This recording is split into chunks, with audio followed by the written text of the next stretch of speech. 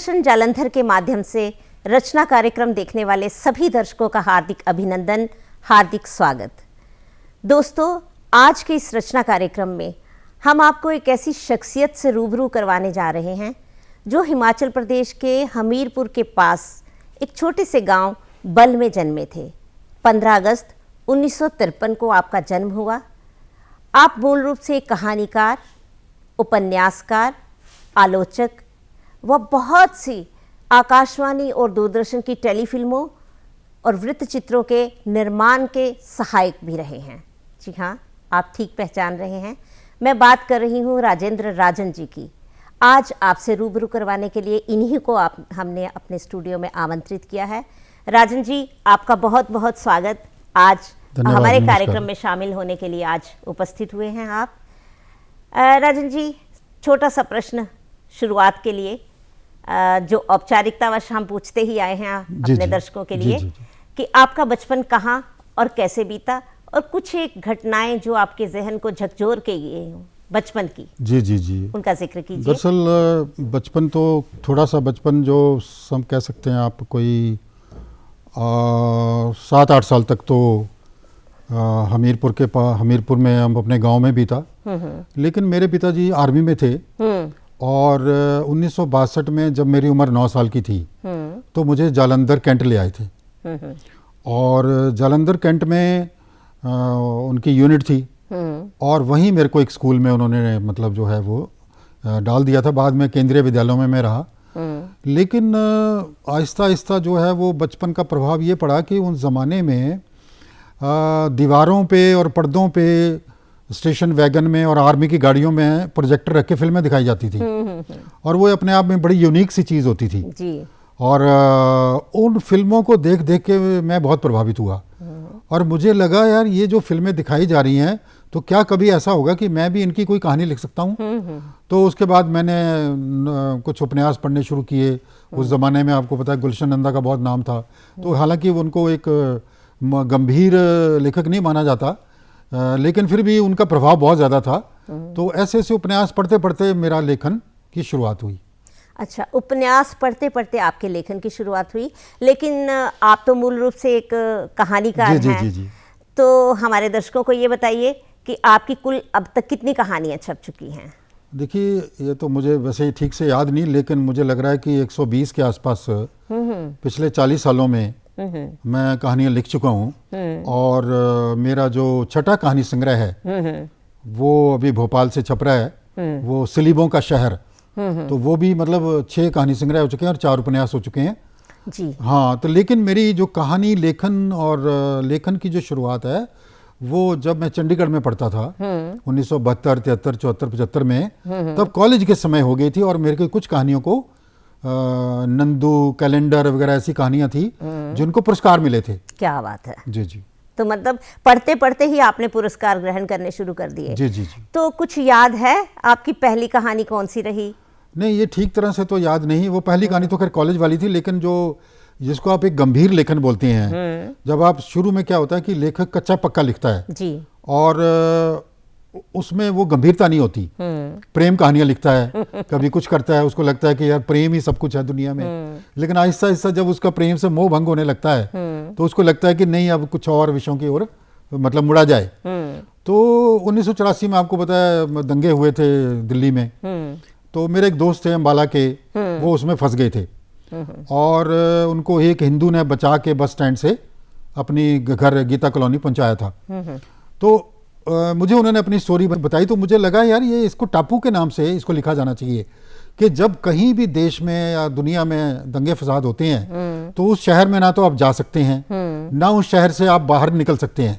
तो वो एक आइलैंड के रूप में बदल जाता है। अच्छा, तो वो जो टापू के नाम से आपका एक कहानी संग्रह भी है, तो जहां तक मुझे याद पड़ता है ये कहानी संग्रह आपका शायद 1990 में छप के आया था। पहला। तो इस कहानी संग्रह में कुल कितनी कहानियां थी? मेरे ख्याल है 11-12 कहानियां थी। हम बात कर रहे हैं कि आप कहानीकार हैं, उपन्यासकार भी हैं। तो एक सवाल मेरे जहन में अभी आ रहा है कि आप जब कोई कथानक लिखते हैं, कोई कहानी लिखते हैं या कोई उपन्यास लिखते हैं, तो क्या आपके पात्र आसपास के वातावरण से होते हैं या कल्पना से?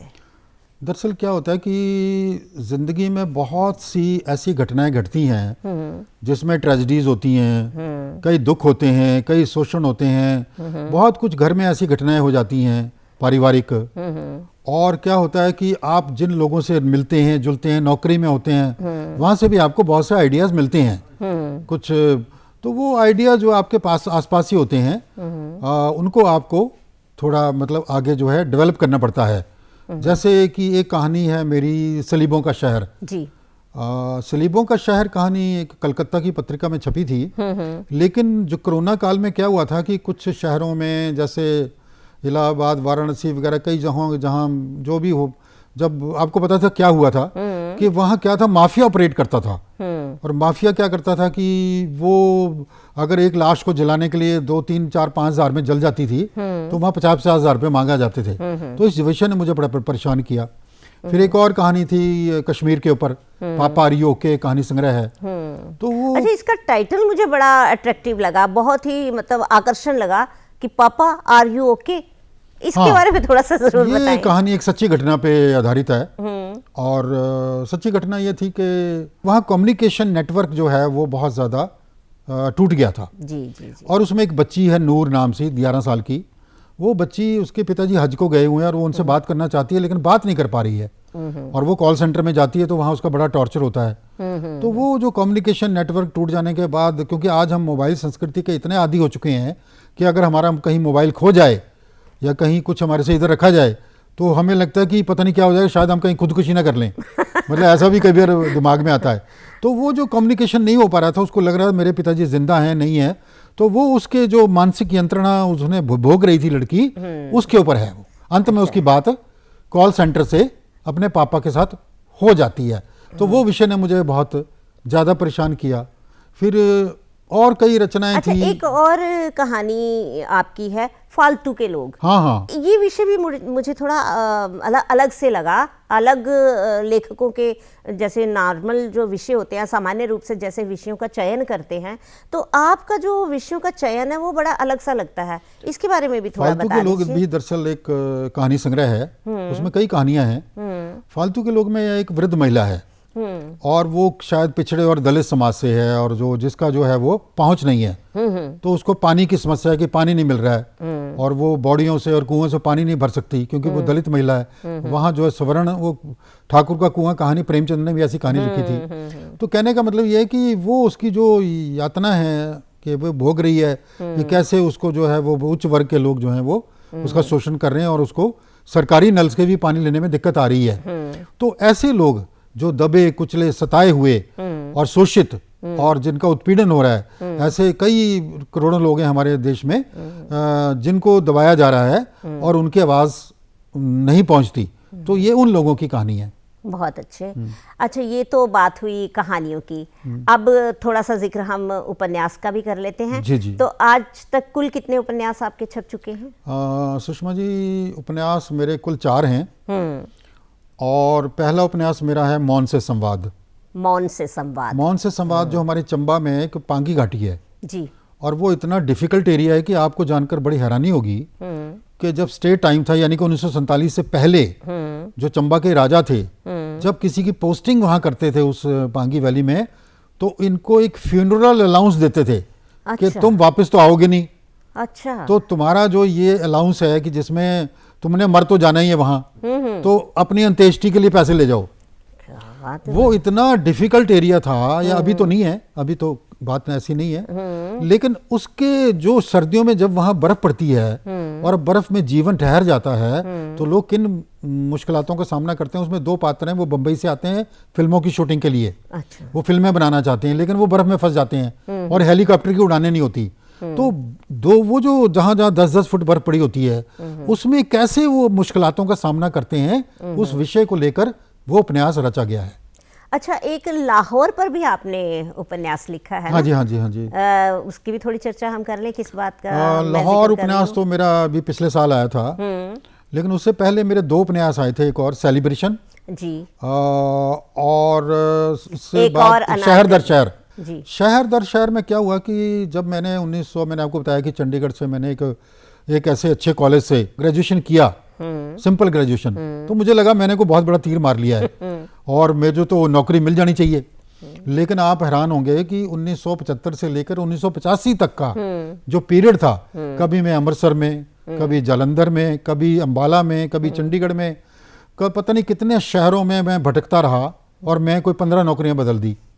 तो वो जो मेरा स्ट्रगल का पीरियड था वो शहर दर शहर में है। ये जो आपने 15 नौकरियां बदलने का जिक्र किया, ये शहर दर शहर में, हालांकि ये मतलब साहित्य से जुड़ा प्रश्न नहीं है, लेकिन क्योंकि व्यक्तित्व की चर्चा हो रही है तो ये बार बार नौकरी बदलने के पीछे क्या कारण रहा? कारण ये था कि मुझे सेटिस्फेक्शन नहीं हो रही थी जी। और मुझे लग रहा था कि जो मुझे नौकरी मिल रही है वो अच्छी नहीं है, मुझे और बेटर जगह पे जाना चाहिए। चलो खैर, करते करते ये हुआ कि 1985 में मुझे जो हमारा हिमाचल का जो सरकार है उसमें एक अच्छी नौकरी मिल गई और मेरी पहली पोस्टिंग नाहन में हुई as a DPRO Nahan. That was my first posting. तो लेकिन वो 10 साल का जो संघर्ष था वो मेरा पीछा करता रहा और इसमें मुझे कई पात्र मिले, कई किरदार मिले, कई लेखक मिले, उनका जिक्र भी उनका उस किताब में है। और शहर दर शहर के बाद ये उपन्यास आया हीरा मंडी, जिसका आप जिक्र कर रहे हैं। और असल में क्या हुआ कि मैं कुछ लाहौर के ऊपर किताबें पढ़ रहा था 2 साल पहले। अच्छा। और मुझे 3-4 किताबें लाहौर पे मुझे एक साथ मिल गई और मुझे लगा यार लाहौर को तो उस जमाने में 100 साल पहले पूर्व का पेरिस, यानी कि पेरिस ऑफ द ईस्ट कहा जाता था और दिल्ली बंबई उसके आगे कुछ नहीं थे। तो लाहौर का जो जलवा था, जो उसका वहाँ का एक शान शौकत थी, और लाहौर के बारे में, क्योंकि जितने भी आक्रमणकारी आए, अकबर आए चाहे जो भी आया, मुगल आए, सब पहले लाहौर में आए और लाहौर में आके बसे। तो मुझे लगा मुझे उसको जीवंत करना चाहिए।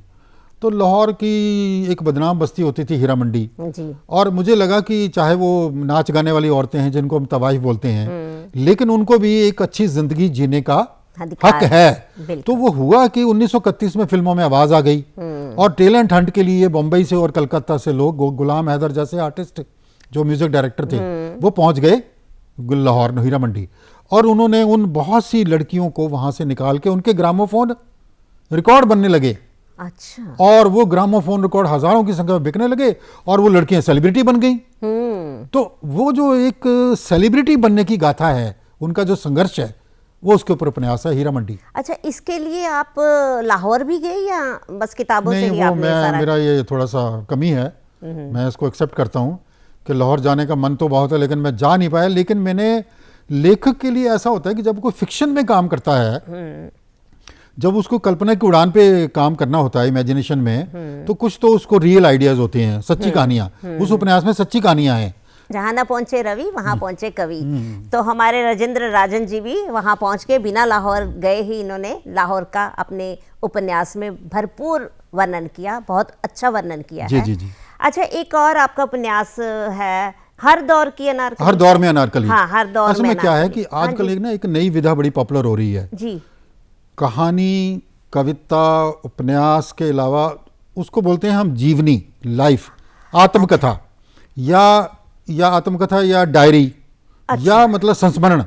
तो कि आपके जीवन में संस्मरण है। हाँ, इसमें ज्यादातर लेख हैं, निबंध हैं और संस्मरण है। जैसे कि एक मैं संस्मरण का जिक्र जरूर यहाँ करना चाहूंगा।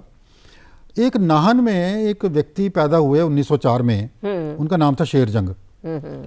एक बड़ी अच्छी ऐसी बात मैं आपके दर्शकों को बताना चाहता हूँ, क्योंकि सारी दुनिया को यह पता है कि काकोरी एक कांड हुआ था जिसमें राम प्रसाद बिस्मिल जैसे लोगों को फांसी हुई थी। काकोरी कांड लखनऊ के पास 1929 में। ऐसे ही एक लुधियाना के पास एक ट्रेन डकैती हुई थी, वो शेरजंग क्रांतिकारी ने की थी। अच्छा। मतलब वो तो उसके बाद क्या हुआ कि उसका जिक्र उसमें शेरजंग बहुत बड़े क्रांतिकारी थे जो भगत सिंह के साथ लाहौर में उसी जेल में रहते थे और 15 साल उनको फांसी की सजा हो गई थी, लेकिन 15 साल उन्होंने जेल में काटे।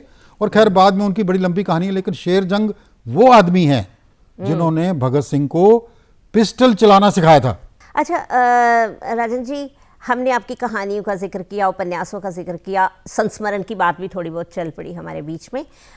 एक और बात मैं ज़रूर अपने दर्शकों के साथ चाहूँगी कि आप साझा करें कि एक ऐसी शख्सियत को सामने लाने में आपने 20 वर्षों तक शोध कार्य किया। आप समझ ही गए हैं कि मैं किन की बात कर रही हूँ, कैप्टन राम सिंह जी की। तो उसके बारे में भी आप, मैं चाहूँगी हमारे दर्शकों को ज़रूर बताएं। देखिए, ऐसा है कि हमारी जो आपको तो जानते ही हैं, जो हमारी युवा पीढ़ी है जी, और जो मतलब स्कूलों में कॉलेजों में हमारे बच्चे पढ़ रहे हैं, उनको हमारे ना हीरोज़ के बारे में ज्ञान नहीं है, अनसंग हीरोज़ के बारे में। तो ऐसे ही कैप्टन राम सिंह 15 अगस्त 1914 को धर्मशाला में पैदा हुए थे, खनियारा में, 15 अगस्त 1914 14 को। जी। और उनको बचपन से संगीत की बहुत ज़्यादा रुचि थी और जालंधर में हर बल्लभ संगीत सम्मेलन सुनने आते थे 150 किलोमीटर से।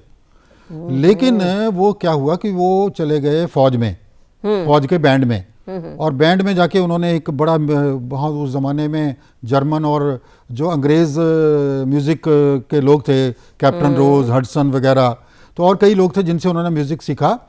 और जब 1943 में सुभाष चंद्र बोस देश बदल बदल के अफगानिस्तान से होते हुए, जर्मनी से होते हुए जब पहुँचे सिंगापुर और उनको आईएनए की कमान संभाली गई, तब उन्होंने उनको कहा, राम सिंह को, कि आप तो पहले एक मार्चिंग ट्यून बनाइए। तो वो मार्चिंग ट्यून थी, कदम कदम बढ़ाए जा, खुशी के गीत गाए जा, ये जिंदगी है कौम की तो कौम पे लुटाए जा, जिसे ये उनकी कंपोजिशन है। कुल 64 कंपोजिशन है। लेकिन उन्होंने कहा कि हमें ये फैसला करना है कि हम वंदे भारत को लें या टैगोर के जनगण मन को लें। तो जनगण मन की जब उन्होंने रचना, उनको मतलब कौमी तराना आईएनए का, हमारा नहीं। अच्छा, बीच में ये आपने नेताजी का जिक्र किया, सुभाष चंद्र जी का, तो आईएनए का जब गठन हुआ तो नेताजी ने शायद इन्हीं को अपनी फौज का जो म्यूजिक डायरेक्टर, हाँ, जब बिल्कुल है ना? उससे पहले वो काफी ट्रेनिंग ले चुके थे जी सिम्फनी में। और बहुत, अब देखिए ना, एक किसी को 50-60 हजार फौजी थे उसमें, जो जिनको जापान ने पकड़ लिया था, बाद में वो आईएनए में आ गए जी। तो क्या हुआ कि अब एक ऐसे आदमी को म्यूजिक डायरेक्टर चुना जो गोरखा कम्युनिटी को बिलोंग करते थे, और उनको कहा कि आपने एक नेशनल एंथम बनाना है आईएनए का, क्योंकि देश तो तब आज़ाद नहीं हुआ था, देश आज़ादी तो 1947 में मिली। लेकिन वो गाना उन्होंने, क्या हुआ कि 2 लोग थे सिंगापुर रेडियो में, और रेडियो सिंगापुर भी आईएनए का ही था। अच्छा। तो उसमें क्या हुआ कि एक आबिद अली और एक मुमताज हुसैन, उनको कहा गया कि आप टैगोर के गीत को जो है सिंप्लीफाई करो। तो उन्होंने उसका नाम रखा, शुभ सुख चैन की बरखा बरसे, भारत भागे जागा, जय हो जय हो जय हो, पंजाब सिंध गुजरात मराठा। मतलब वो 4 मिनट का था, लेकिन वो बड़ी उसकी लंबी यात्रा है उसके गाने की। 1947 के बाद की यात्रा के बारे में भी आपको बताना चाहूंगा कि वो कैसे उसकी धुन को हमारा नेशनल एंथम बन गया। वो एक बड़ी रोचक कहानी है। हाँ, तो अगर ब्रीफ में आप बता सके, संक्षिप्त रूप में। हाँ, मैं थोड़ा सा जिक्र, समय कम है मैडम। बड़ी इंटरेस्टिंग स्टोरी ये है कि जब देश आज़ाद हुआ तो नेहरू ने कहा कि भी अब देश का जब आज़ादी नहीं मिली थी, उसके पहले कौन सा गीत बजता था? गॉड सेव द किंग, मतलब राजा को ईश्वर बचाए। हाँ। मतलब ये किसका था? ब्रिटिश सेना का। ब्रिटिश का। अब नेचुरली ये तो चल नहीं सकता था। नहीं। तो जब उनका हमारा एक डेलीगेशन यूएनओ में गया और चला, इंसिडेंटली आज़ादी के 2 महीने बाद ही चला गया।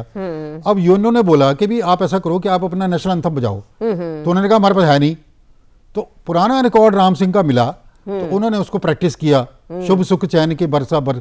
और राम सिंह को जब 15 अगस्त पहला हुआ था, हमारा देश जब आज़ाद हुआ, पहला 15 अगस्त 16 अगस्त को हुआ था, और उस दिन जो है वो लाल किले पर राम सिंह को ही बुलाया गया था नेशनल एंथम का ऑर्केस्ट्रा के साथ बजाने के लिए। तो बाद में खैर वो नेहरू ने स्टेटमेंट दी कॉन्स्टिट्यूएंट असेंबली की कि वंदे भारत को हम ले नहीं सकते, इसलिए हमें जो राम सिंह ने आईएनए में ट्यून बनाई थी उसी को हम लेंगे। तो उस ट्यून को 24 जनवरी 1950 को फाइनल किया गया हमारे नेशनल एंथम को, और उसको तैयार होने में 2 साल 4 महीने और 10 दिन का समय लगा। 2 साल 4 महीने और 10 दिन। 10 तिरंगे का पहले फैसला हो गया था, लेकिन नेशनल एंथम का फैसला होने में, मतलब उन्होंने कहा जो संविधान निर्माता थे उनको ये गीत सुनाया गया, फिर सारे राज्यों को भेजा गया, वहाँ जो प्रोविंशियल गवर्नर्स थे, तो एक बंगाल को छोड़ के, बंगाल वाले कह रहे थे वंदे मातरम को बनाओ, तो बाकियों ने कहा नहीं, यही बनेगा जो राम सिंह ने जिसकी धुन बनाई है। क्या बात है, बहुत तो बड़ी इंटरेस्टिंग स्टोरी है, उस किताब में है, अगर आप पढ़ेंगे तो आपको बड़ा मजा आएगा। बहुत अच्छा। राजेंद्र जी, आपसे बहुत सारी हमें जानकारियां हासिल हो रही हैं, तो मैं चाहूँगी कि जो हमारे उभरते हुए लेखक हैं, हमारी युवा पीढ़ी है, आप उनके लिए भी ज़रूर कुछ शब्द दोहराएं कि वो किस तरह से अपने लेखन की शुरुआत करें और लिखते हुए किन चीज़ों का ध्यान उनके जहन में रखना है। पहली बात तो है कि लेखक बनने के लिए, एक गायक बनने के लिए या फिल्म निर्माता बनने के लिए क्रिएटिव आर्ट फील्ड्स हैं जी। चाहे आपने लेखक बनना है तो उसके लिए क्या है, एक तो आपके अंदर एक जुनून होना चाहिए, जुनून जी। पागलपन हो जिसको हम बोलते हैं, वो बहुत जरूरी है। अब वो पागलपन में फिर आपको अच्छी किताबें पढ़नी पड़ेंगी, ये नहीं कि मोबाइल से आप जुड़े रहें। मोबाइल तो आपकी जो मासूमियत है, जो उसकी इनोसेंस है, उसको खत्म कर चुका है। और अगर जो ज्यादा मोबाइल यूज करता है वो लेखक नहीं बन सकता। क्या बात है। और जो किताबें पढ़ेगा, दुनिया में जितनी भी मैडम क्रांतियां हुई हैं, चाहे वो रूस में हुई, चाहे वो फ्रांस में हुई, अमेरिका में हुई या चाइना में हुई, सारे रेवोल्यूशंस किताबें पढ़ पढ़ के हुए हैं। तो वो किताबें पढ़ेंगे, अच्छी किताबें, बायोग्राफीज पढ़ेंगे, लिखना शुरू करेंगे। पहले कच्चा पक्का लिखें, आहिस्ता आहिस्ता लिखते लिखते वो आप भाषा पे डेवलप करें, तो आहिस्ता आहिस्ता वो लेखक बन सकते हैं। लेकिन इसके लिए पढ़ना बहुत जरूरी है और किसी को गुरु गॉड फादर बनाएं और अच्छी रचनाएं पढ़ें पहले, ठीक है, लेखक बन सकते हैं। और हो सकता है कोई आपकी कहानी ऐसी क्लिक कर जाए कि पूरे देश में उसकी चर्चा हो जाए। बिल्कुल सही हाँ कहा। जी। तो लेखक बनने के लिए बहुत सी चीज़ें हैं जिनको जहन में रखना है, जैसे राजेंद्र राजन जी ने कहा। राजन जी, आपने इतना सारा काम किया साहित्य के क्षेत्र में, कहानियाँ, उपन्यास, समालोचनाएं, आलोचनाएं, तो आपको बहुत सारे पुरस्कार भी मिले हैं। कुछ एक का जिक्र आप बता दीजिए करके हमारे पुरस्कार तो बहुत हैं, अब क्या क्या बताऊं। तो छोटा छोटा, लेकिन 2 पुरस्कार ऐसे हैं जो मुझे अभी पीछे कुछ दिन पहले दिव्य हिमाचल मीडिया हाउस है धर्मशाला में, उसने एक सर्वश्रेष्ठ कहानीकार का पुरस्कार मुझे 2023-24 का दिया। ये दिया था अक्टूबर के एंड में, हिमाचल एक्सीलेंस अवार्ड। लेकिन उससे पहले मुझे 2007 में एक हिमाचल गवर्नमेंट का ही एक स्टेट अवार्ड मिला था, जिसको हम राज्य सम्मान कहते हैं। उसका नाम है चंद्रधर शर्मा गुलेरी राज्य सम्मान, जो हमारा ही एक हिमाचल के लेखक थे, चंद्रधर शर्मा गुलेरी, जिसकी कहानी का परिवेश ही अमृतसर का है। तेरी कुड़माई होगी तो आपको याद होगा उस कहानी का। तो उसके नाम से वो पुरस्कार है, तो वो मुझे मिला था। उसने कहा था, उसने कहा उस पर फिल्म भी बनी थी। जी जी। तो खैर, कहने का मतलब है पुरस्कार मिलते रहते हैं, लेकिन मुझे लगता है कि अगर आप अच्छा लिख पाएं और कोई आपकी रचना, उपन्यास, कहानी और किसी पाठक को आंदोलित कर पाए और उसको हिला दे, उसको सोचने के लिए मजबूर कर दे, तो शायद यही आपकी कामयाबी है। लेखन तभी सार्थक है। बिल्कुल सही कहा आपने। राजन जी, लिखने के साथ साथ जो मैंने आपके बारे में पढ़ते हुए जाना, आप बहुत सी सामाजिक संस्थाओं से भी जुड़े रहे हैं। तो किस तरह के सामाजिक कार्य आप करते रहे हैं? दरअसल बहुत सी बातें हैं। दरअसल एक हमने, उसका नाम नहीं मैं लेना चाहूँगा, एक ट्रस्ट हमने धर्मशाला में बनाई थी, जब मेरे फिर एक हमीरपुर में बनाई अपने बेटे के नाम से। तो वो जो ट्रस्ट है वो गरीब बच्चों के पढ़ाई के लिए काम करती है। जैसे कि किसी को किताबों की ज़रूरत है, किसी को स्कूल बैग चाहिए। अब हमें लगता है कि सारी दुनिया बदल चुकी है, सब अमीर हो चुके हैं, ऐसा नहीं है, दुनिया में गरीबी बहुत है। तो आप अगर किसी को एक 20 रुपए की कॉपी देते हैं, किताब देते हैं कोचिंग के लिए, या स्कूल बैग देते हैं, या यूनिफॉर्म देते हैं, स्वेटर देते हैं सर्दियों में, तो मुझे लगता है ये एक बहुत बड़ी बात होगी और बच्चे अपने आप को सशक्त महसूस करते हैं और अच्छा आगे पढ़ते हैं। तो वो हमारी संस्था ये काम करती है जी। तो साथियों, जैसा कि हमने इनसे बातचीत करते हुए जाना कि राजेंद्र राजन जी सिर्फ कहानीकार नहीं हैं, सिर्फ उपन्यासकार नहीं हैं, सिर्फ आलोचक नहीं हैं, सिर्फ शोध कार्य नहीं करते हैं, राष्ट्र से भी जुड़े रहे हैं। राष्ट्रीयता इनके रग रग में समाई रही, तभी तो इन्होंने इतना सारा जिक्र किया। 20 साल तक एक शख्सियत को सामने लाने में शोध कार्य करना अपने आप में बहुत बड़ी बात है। अक्सर कहते हैं ना लोग, परिश्रमेण ही सिद्ध्यन्ति कार्याणि ना मनोर्थेन ना ही सुप्तस्य सिंहस्य मुखे मृगाः प्रविशन्ति। आदमी वही सफल होता है जो लगन रखता है, मेहनत करता है, परिश्रम करता है। जैसा कि राजेंद्र राजन जी से बातचीत करते हुए हमने जाना, तो ये इसी के साथ आज हमारा ये रचना कार्यक्रम यही समाप्त होता है। अगले कार्यक्रम में फिर मिलेंगे। राजेंद्र जी, आपका बहुत बहुत धन्यवाद। आप हमारे स्टूडियो में आए। आपने मुझे समय दिया।